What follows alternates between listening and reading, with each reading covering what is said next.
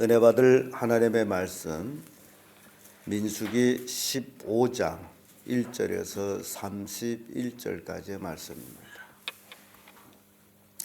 민수기 15장 1절에서 31절까지의 말씀 찾으셨으면 교독합니다. 제가 먼저 있습니다.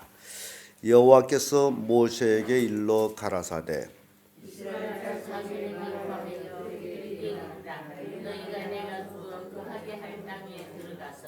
여호와께 화제나 번제나 소원을 갚는 제나 낙헌 제나 정한 절기에 소나 양으로 여호와께 향기롭게 드릴 때에는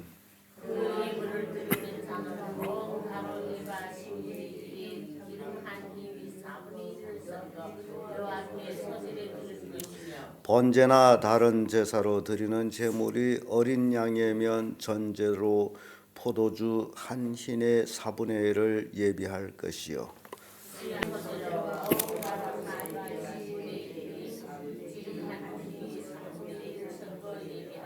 전제로 포도주 한 흰의 3분의 1을 드려 여호와 앞에 향기롭게 할 것이요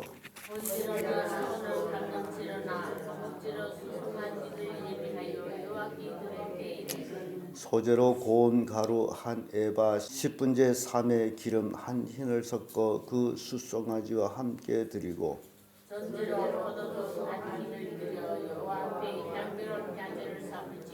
송아지나 숫양이나 어린 양이나 어린 염소에는 그 마리 숫마다 위에 같이 행하되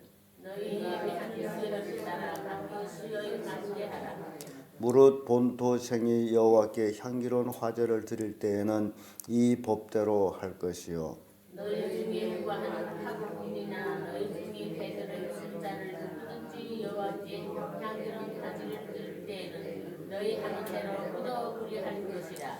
회중 곧 너희가 우구하는 타국인이나 한 율례니 너희 대대로 영원한 율례라. 너희 어떠한 대로 타국인도 여호와 앞에 그러하리라.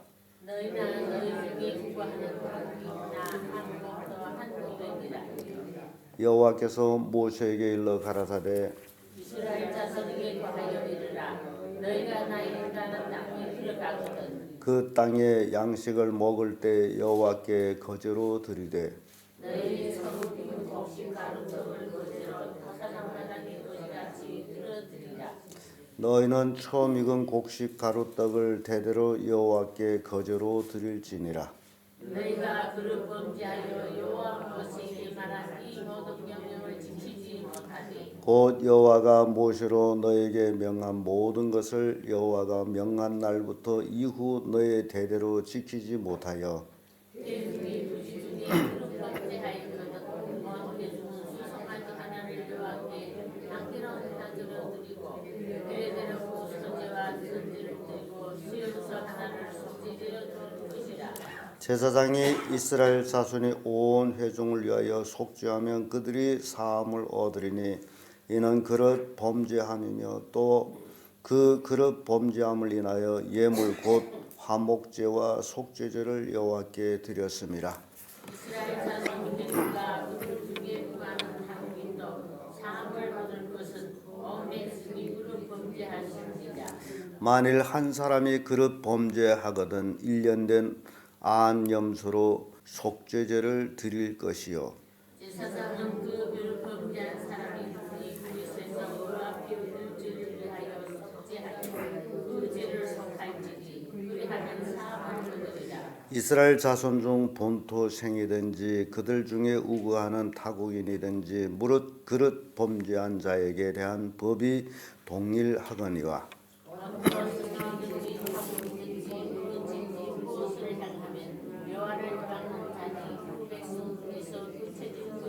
다같이 그런 사람은 여호와의 말씀을 멸시하고 그 명령을 파괴하였은즉 그 죄악이 자에게 돌아가서 온전히 끊쳐지리라. 아멘. 이 말씀으로 선민의 삶 이런 제목으로 말씀을 나누겠습니다. 출애굽해서 이제 2년 좌우 지나서 바란 광야에서 결국 조금만 더 올라가면 약속의 땅으로 들어가는데 정탐꾼을 보내서 땅을 정탐하게 하고 그 정탐꾼들이 돌아온 12사람 중에 10사람이 그 정탐한 땅을 악평함으로 온 백성이 밤새도록 울고 불고 애굽으로 돌아가자라고 난리쳤던 그 무리, 결국 하나님의 심판으로 그들은 광야에서 다 쓰러진다라고 말씀한 그대로 광야에서 다 죽었습니다. 지금 우리는 14장에서 15장으로 넘어왔는데 우리는 종이장 한 장 사이지만은 세월은 38년이 지나갔습니다. 그 불평하던 사람들이 다 죽었습니다. 하나님 말씀대로. 그래서 이 15장의 시작에 이렇게 말씀합니다. 여호와께서 모세에게 일러 가라사대 이스라엘 자손에게 고하여 그들에게 이르라 너희가 내가 주어 거하게 할 땅에 들어가서. 지금 하나님이 진노할 때는 그들은 절대로 그 땅에 들어가지 못하리라 라고 말씀했는데 여기에서 내가 주어 그들에게 들어가게 할 그 땅에 거하거든. 그래서 이것은 그때 당시에 20세 이하 20세 이상으로 농명된 자들이 아니고 20세 이하 그리고 광야에서 태어난 그 2세들, 지금 이것은 2세들에게 주어지는 말씀이에요. 전 세대, 출애굽한 그 전 세대들은 죽었어요. 광야에다가 매장했어요. 무섭죠? 세월이 퍼뜨덕 지나갔습니다.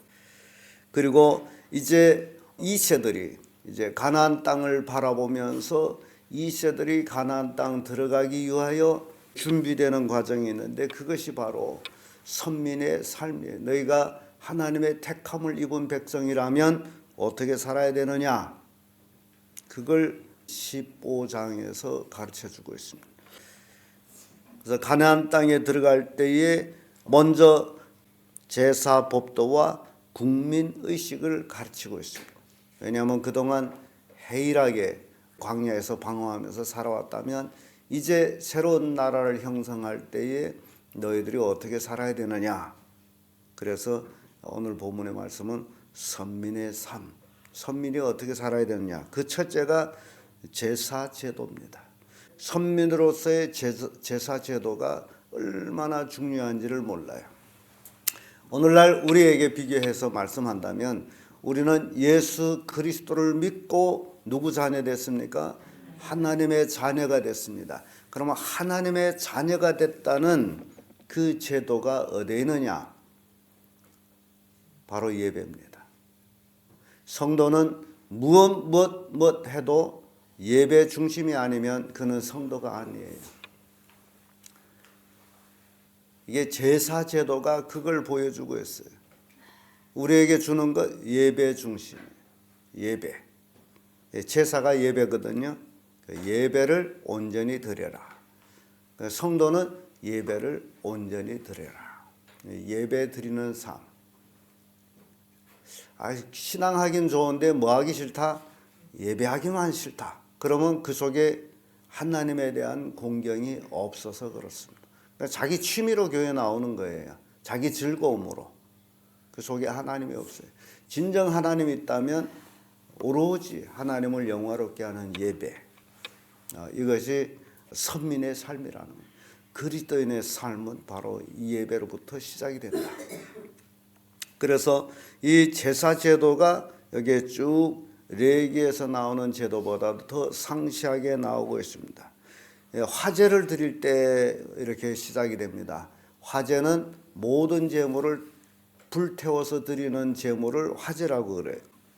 그래서 이 화제에는 번제, 서원제, 낙헌제 등 단에서 태워드리는 제를 화제라고 하는데 이 화제를 드릴 때는 반드시 소제도 함께 드리되 고운 가루 에바 10분의 1과 기름 한 흰의 4분의 1을 소제로 드렸어요. 번제를 드리는 그 위에다가 함께 태워서 드렸어요. 그리고 그 제물이 이제 화제로 드리는 제물이 어린 양을 드릴 때는 포도주 한 흰의 4분의 1을 더해서 드렸습니다. 그리고 수양을 드릴 때, 화제로 드릴 때는 소재로 고운 가루 에바 10분의 1에 기름의 한 흰의 4분의 1, 그리고 전제로 포도주 한 흰의 4분의 1을 더해 드렸습니다. 그리고 숫송아지를 드릴 때는 소재로 고운 가루 에바 10분의 3, 그리고 기름 한 흰, 그리고 전제로 반 흰을 하나님께 드렸어요. 이렇게 제사 제도, 하나님과 화목을 위하고 속죄를 원해서 드릴 적에 감사함으로 드려지는 이 제물들, 소제도 함께 드려졌다. 이게 대대로 지킬 규례다라고 말씀합니다. 대대로 계속 너희들이 지켜야 될 규례다. 하나님과의 화목을 원하면 이런 번제, 서원제, 낙헌제 이런 것들이 계속 드려져야 된다. 오늘날 우리에게 주는 교훈은 바로 우리가 하나님 앞에 늘 새벽 예배, 뭐 이런 예배, 저런 예배 대대로 드려지는 것이다. 근데요, 여러분, 이상한 바람이 불어가지고 조계에 말이죠. 이상한 바람이 불어서 주일낮 예배만 하고 저녁 예배가 없어요. 또 수요 예배도 없어요. 어떤 데서는 새벽 예배도 없어요. 이 예배, 주일날만 예배하는 교회가 상당히 많습니다. 주일 저녁, 수요 저녁 예배가 없어요. 또 새벽 예배도 없어요. 그런 교회들이 많아요. 왜 이런 일들이 일어나느냐? 이거는 인본주의라는 겁니다. 인간 중심으로 인간 편리를 위해서 예배를 하고 있다. 인간을 편리하기 위해서. 그래서 저녁 예배도 안 해요. 새벽에도 안 해요. 새벽에 나오기 불편하잖아요. 이런 그 잘못된 그 것들. 근데 성경에 비추어 볼 때는 이것은 잘못된 것들이다. 저는 정통 예배를 굉장히 고수하는 그런 보수적이라고 생각합니다. 왜냐하면 남들이 저녁 예배를 없인데서 우리도 저녁 예배를 안 한다. 혹 여러분 생각해보세요. 저녁 예배를 안 하면 어떨까요? 여러분 저녁 예배 안 하면 어때요? 편하고 좋고 집에서 그 저녁 시간에 뭐 할까요? 바보 상자를 먼에서 들여다보는 것이 정말 진정 하나님이 기뻐하시는 것이냐? 여러분 스스로 생각할 때 어떨 것 같아요? 사람은 뭐를 보느냐에 달려 가지고 어떤 의식 형태가 생깁니다. 근데 텔레비전 보면서 늘 잘못된 사랑, 제3자가 끼어드는 그런 사랑의 드라마나 보고 늘 폭력적인 죽이고 뺏고 하는 그런 역사 드라마를 보고 그러면 그 심령 속에서 그것이 정당화가 되는 거예요. 아, 사람들은 저렇게 사는구나. 그래서 남이 부부 사이에 끼어들어도 되는구나. 삼자 해도 되는구나. 아니면 남을 때려도 되는구나. 뺏어도 되는구나. 죽여도 되는구나. 이런 그릇된 삶을 살게 되는 거예요. 그래서 사람은 무엇을 보느냐에 달려 가지고 무엇을 담게 됩니다. 그리스도인들은 늘 무엇을 봐야 되죠? 성경을 읽어야 되죠. 성경을 읽어야 되고 예배해야 되고 그래서 우리의 마음속에 오로지 하나님으로 채워야 되는 거예요. 그래서 우리 그리스도인들이 신앙생활에서 예배 중심으로 사는 것이 하나님께로 돌아가는 삶이다. 그것이 선민으로서의 삶. 하나님께 여러 가지 예배를 열심히 드리는 것. 미국 같은 데는요, 어떤 지역에는 고전을 지키기 위해서 거기에는 자동차도 없고 전기도 없습니다. 옛날 살던 그 모습대로 살아요. 촛불을 켜고 등잔을 켜고 말 타고 그렇게 살아요. 거기는 현대화된 것이 아무것도 없어요. 그런 그 지역도 있습니다. 그러니까 고전을 좋아하는 사람들은 그 동네가 살아요. 아무것도 없어요. 옛날 살던 모습 그대로예요. 기계를 안 써요. 땅을 농사해도 스스로 밭 갈고 기름 메고 기계하라는 건 없어요. 그렇게 살아요. 전화도 없어요. 전기도 없어요. 아무것도 없어요. 옛날 그대로. 그런데 그 동네에서 사는 사람들이 그렇게 행복하다라는 겁니다. 이 현대화에 물들면 물들수록 사람들은 퇴폐해집니다. 지금 어린애들을 굉장히 파괴하는 거 있다면 그것이 바로 스마트폰이에요. 어린 청소년들이 스마트폰에 매여가지고 다 지금 파괴되고 있습니다. 근데 부모들은 잘해준다는 게 자기 자녀를 망하게 하기 위한 스마트폰을 사줘요. 그것도 최고급을 사줘요. 여러분, 부모들이 좀 자식들에 대한 사랑을 올바로 하기를 바랍니다. 자녀들한테 함께 성경 읽자, 함께 기도하자, 그런 시간을 가지는 것이 애들이 혼자 스마트폰을 들여다보는 것보다 100번 낫다라는 거예요. 이게 부모들이 해야 할 일이에요.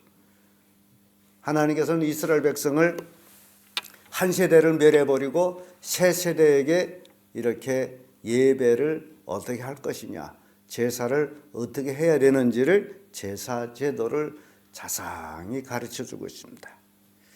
제사 드릴 대상, 어떤 사람이 제사를 드리느냐, 11절에서 16절까지의 말씀을 보면요, 거기에 본토인 이스라엘 백성들, 그리고 거기에 섞여 사는 타국인들, 동일한 방법으로 드려야 된다. 그래서 하나님 앞에 예배하는 것은 이방인이든지 아니든지 할 것 없이 방법은 똑같다라는 말씀을 줍니다. 그리고 또 가장 중요한 것이 거제 제도가 나옵니다. 17절에서 21절까지의 말씀인데, 거제 제도, 여기 말씀 보면 이스라엘 백성이 이제 광야 생활을 마치고 가나안 땅에 들어가게 되면 하나님의 주신 만나가 그치고 그 땅에 식량을 먹게 돼요. 그러니까 이스라엘 백성이 쭉 만나를 먹다가 가나안 땅에 들어가서 그 땅의 소산을 먹을 때에 만나가 끝입니다. 더 이상 만나가 내려오지 않아요. 그럼에도 불구하고 사람들은 혹 만나가 있을까 주술러 나갑니다. 사람이 참 그래요. 근데 그 땅에 들어가서 첫 이삭을 가루내서 떡을 만들어 먹을 때에, 먹기 전에 그 떡을 들고 하나님께 흔들어, 이 거제거든, 하나님께 드리는 거예요. 그리고 먹어요. 그것은 마치 오늘날 우리의 식기도와 같은 겁니다. 우리는 음식상 앞에서 하나님, 이 음식을 주셔서 감사합니다 라고 기도하죠. 제가 이제 돌아온 주일날에는 기도에 관한 설교를 하려고 그러는데, 이 기도가요, 왜 우리가 기도를 해야 되는지를 말씀드리려고 합니다. 원인은 공기오염, 땅오염, 물오염. 그래서 이것으로 인한 질환, 폐질환, 간질환, 아무튼 이제 앞으로 모든 질병이 왕창 뛰어나게 돼 있어요. 뭐 폐암, 간암, 피부암, 아무튼지간에 이게 지금 아주 심각할 정도로 지금 그렇습니다. 여러분들은 모르는 속에 이제 살아가고 있어요. 왜냐하면 이 몸 속에 이미 독이 들어가 가지고 자기가 감염됐는지도 모르고 지금 그렇게 살아가는. 그러다 어느 날에 병이 뚝 떼나서 이렇게 죽는구나. 그래서 기도를 해야 되는 거예요. 왜냐하면 우리는 이 오염된 세상에서 살기 때문에 기도를 안 하게 되면 망하게 돼 있어요. 그래서 우리가 기도를 해야 됩니다. 이 거제 제도가 있듯이 이스라엘 백성은 음식을 들고 하나님 감사합니다 라고 먹었어요. 그런데 우리는 지난번에 물에 대한 그 영상을 봤죠. 우리가 하나님 앞에 독소를 앞에 놓고 있을지라도 감사합니다라고 먹을 때에 그것은 해독이 된다라면서요. 그래서 기도를 해야 돼. 이 거제가 바로 우리의 식기도와 같은 거예요. 이게 거제 제도입니다. 그러니까 여러분들은 음식을 지게 되면 꼭 뭐 해야죠? 감사해야 돼. 그러니까 밥 먹을 때뿐 아니라 모든 것, 내 입으로 들어가는 모든 것은 지고서 먼저 하나님 감사합니다 하고서 먹어야 돼. 이게 우리 그리스도인의 삶이에요. 과일 줘도 감사합니다. 뭘 줘도 감사합니다. 하나님께 감사하기도 하고 먹는 것. 이게 거제 제도라는 거예요. 그리고 부지 중에 범죄에 관한 내용이 나옵니다. 이 부지 중에 범죄한 내용은 두 가지 종류가 있는데 그 첫째 회중 전체가 부지 중에 범죄했을 때에 회중 전체가 부지 중에 범죄했을 때는 숫송아지를 화제로 드리되 그 규례대로 소제와 전제를 드리고 또 숫염소로 속죄제를 드리는 거예요. 제사장한테 갖다가 드리면 죄 사함을 받게 돼요. 그러고 나서 개인이 범죄했을 적에 개개인이 범죄했을 적에는 1년 된 암염소를 속죄로 드리는 거예요. 죄를 지었으면 반드시 뭘 드려요? 제물을 드려야 돼요. 속죄제를. 그래야 죄 사함을 받아요. 오늘날 우리에게 있어서는 죄를 지었으면 반드시 뭘 하라? 회개하라. 그와 같은 거예요. 회개한다는 것은 죄를 돌이키는 거죠. 죄에서 돌이키는 거죠. 그러니까 입으로 회개했다고 해놓고서는 돌이킨 삶이 없어요. 내가 잘못했습니다 했으면 그 잘못된 것을 시정하고 온전히 하나님께 신앙의 삶이 회복이 돼야죠. 그런데 그렇지를 않고 하나님을 점점 멀리 떠나버린 건 회개 아니고 망하는 길이죠. 그래서 개인이 죄를 지었으면 1년 된 암염소로 속죄제를 드린다. 이 제도는 본토인이나 타국인이나 똑같다. 이스라엘 백성이나 외국인이나 이방인이나 똑같다라는 것을 가르쳐주고 있어요. 이게 선민의 삶의 규례입니다. 이렇게 하나님의 선민으로 살아가는 백성은 반드시 하나님께 제사 제도를 지켜야 돼요.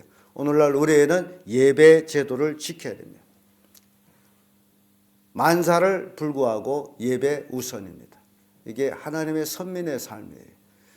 그래서 선민으로 살아가는 것은 바로 이런 그 예배 의식 속에서 생명 걸고 예배를 하는 거예요. 그리하면 하나님의 선민으로서의 복받는 삶을 살 수 있습니다. 기도하겠습니다.